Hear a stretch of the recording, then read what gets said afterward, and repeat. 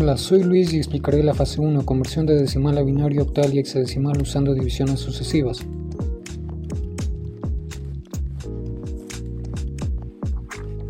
Primero defino un arreglo con los dígitos hexadecimales, el cual servirá para mapear residuos del 10 al 15 a letras.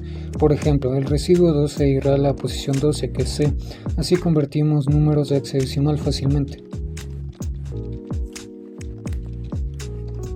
Luego creamos el método decimal a binario, el cual recibe un entero. Si es 0, devuelve 0 de inmediato, si no, creamos un string builder para acumular residuos.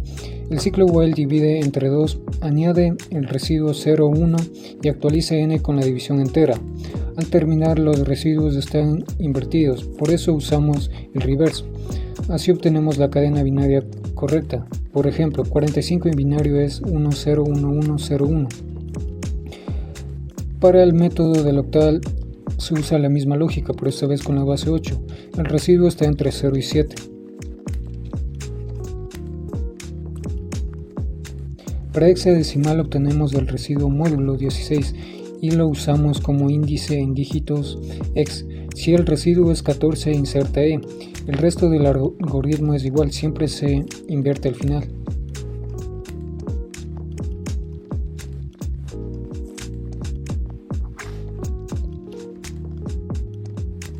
El método de ejecutar contiene el menú de la fase. Usa un do while para que el usuario pueda hacer varias conversiones sin salir. La validación con gas_next_int evita que el programa se rompa si se ingresa texto. Si la opción es válida, pedimos el número. Si la opción está entre 1 y 4, se llama leer entero positivo, que se asegura de que el número sea un entero no negativo. Luego el switch ejecuta la conversión correspondiente. Incluso la opción 4 muestra todas las bases juntas. Todo se repite hasta que el usuario elija 5 para volver al menú principal. Al ejecutar el código vemos una salida desde la consola. Elegimos la opción 1, luego la opción 4 y aquí podemos ver la conversión de todas las fases. De esta forma vemos que la fase cumple con su funcionalidad correctamente. Es la segunda fase del proyecto, que es conversión de otras bases al decimal. Este programa en Java sirve para convertir números binarios, octales, hexadecimales al decimal. Bueno, primero lo que hice fue crear una librería para poder ingresar los datos y que el código los ejecute. Bueno, tenemos en la primera parte del código, que es de binario al decimal. Ahí tenemos nuestro string que pide que se ingrese un número binario para que el código pueda transformarlo al decimal.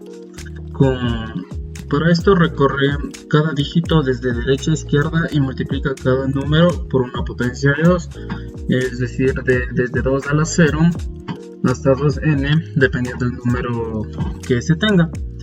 Y luego se suman los resultados y se muestra lo que es el número decimal. Bueno, en la segunda parte, que es del octal al decimal, tenemos el mismo proceso del programa de binario a decimal, pero este se trabaja con potencias de 8, o sea, multiplicamos los dígitos del número por un 8 a la 0 hasta un 8 a la n, dependiendo de los números que tengamos, y estos se suman después de multiplicarse y ahí el código nos da lo que sería su número en decimal. Finalmente tenemos en la tercera parte del hexadecimal al decimal,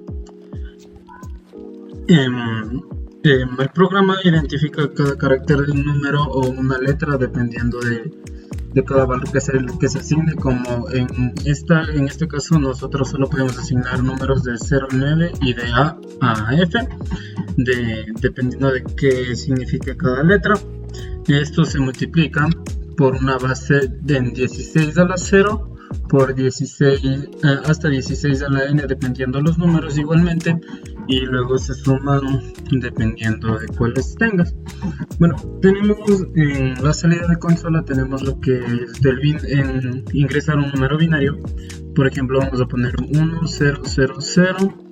Esto en decimal es un 8. Ahora nos pide que ingresemos un número octal, y como en el número octal podemos solo ingresar dígitos del 0 al 7, puedo ingresar 4, 5, 6. Esto es un 302 en el decimal. Bueno, y para la parte del hexadecimal yo voy a ingresar un número, por ejemplo, AF13. Y esto lo que nos daría es 44.819. Hola con todos, yo soy Fernando Bolaños y les voy a mostrar cómo resolvimos la fase 3, que es la conversión a complemento A2. Para ponerlos en contexto, la computadora no entiende de signos negativos, solo lee ceros y unos.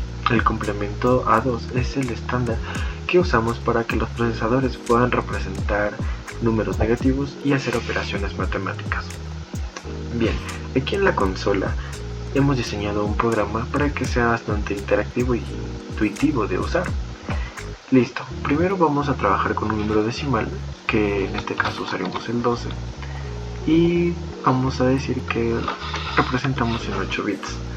¿Qué pasa? El programa lo convierte a binario tradicional y lo va a rellenar con ceros a la izquierda hasta completar los 8 bits. Como tenemos aquí, la representación final en complemento 2 sería esto. La verdadera lógica entra con los números negativos. Por ejemplo, vamos a ingresar el mismo número pero en negativo, que sería el menos 12. Igual representación en 8 bits. Como ven en la pantalla, el algoritmo sigue 3 pasos exactos. Saca la magnitud absoluta en binario, calcula el complemento a 1, que es simplemente invertir todos los ceros por unos y viceversa, y le suma el bit al final para obtener el complemento a 2, más significativo, que nos mostrará el signo de este número. Por último, nos aseguraremos de que el programa no colapse si el usuario comete un error. Implementaremos un control de overflow. Si intentamos forzar un número muy grande, como el 200 en solo 8 bits, vamos a ver que sucede lo siguiente. Aquí tenemos error de overflow. El programa calcula automáticamente los límites matemáticos y nos avisa que nos salimos del rango permitido.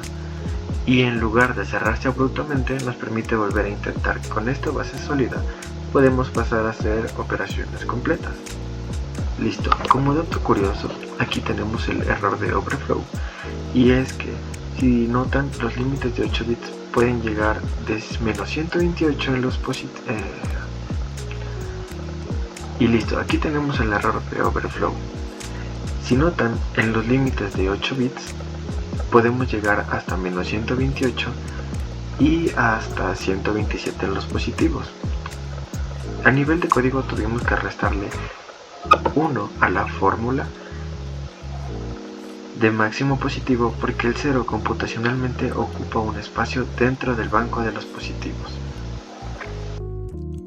Para la fase 4, que es suma y resta en binario, podemos ver que es un submenú dentro del menú inicial, ya que este nos pide realizar una suma o resta binario, o en cuyo caso el usuario necesite sería volver al menú principal. Y si el usuario llega a meter un número que no es el 1 o el 2, arrojará esto. Para esto, más que todo, para empezar con la lógica de la fase 4, primero en el número decimal puede ser negativo o puede ser positivo, obviamente, siempre y cuando se agregue el signo, dependerá mucho de esto.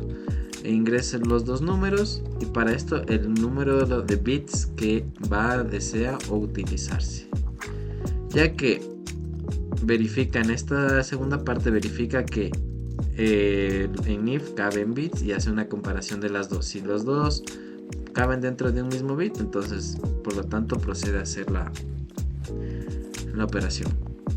En esta parte primero convierte el decimal a complemento a 2, o sea binario básicamente, y si no necesita complemento a 2. En esta segunda parte es el siguiente: si desea hacer una suma o resta con los binarios que obtuvo anteriormente. Entonces, independientemente de eso, luego ya imprime el menú. Aquí hace el complemento a 2, ya que el resultado de binario aquí tiene arrojado un binario A, o por ejemplo aquí viene a ser una suma de un número negativo, por eso se le pone negativo B. Más sin embargo, si es un número que no es negativo, que no tiene un signo menos, hace la suma binaria correspondiente. Y aquí es el resultado en binario. Y aquí en esta parte se verifica que el resultado no esté desbordado, o si es que existe desbordamiento, que nos arroje el mensaje existe desbordamiento dentro de la operación. Igualmente, en cuyo caso necesitemos, bueno, aquí en este caso sí nos arrojará el número decimal interpretado en binario. Y estos son los básicamente que se encarga de que este private static se encarga de que ver y observar que el número decimal se convierta en complemento a 2 con el número de bits ingresado. Igualmente aquí es la suma igual con acarreo, que también es parte necesario.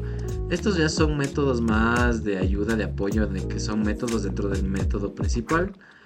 Aquí verifica si hay overflow en la suma, cómo convierte una cadena en complemento 2 a su valor decimal, verificar si un número decimal cabe en n bits, y todos estos son así. Igualmente string, rellenar de ceros cuando dependiendo de la cantidad de bits que sean necesarios, igual se invierte en bits en caso de ser necesario, hasta que se valida la entrada principal. Y esa es la fase 4. Muchas gracias.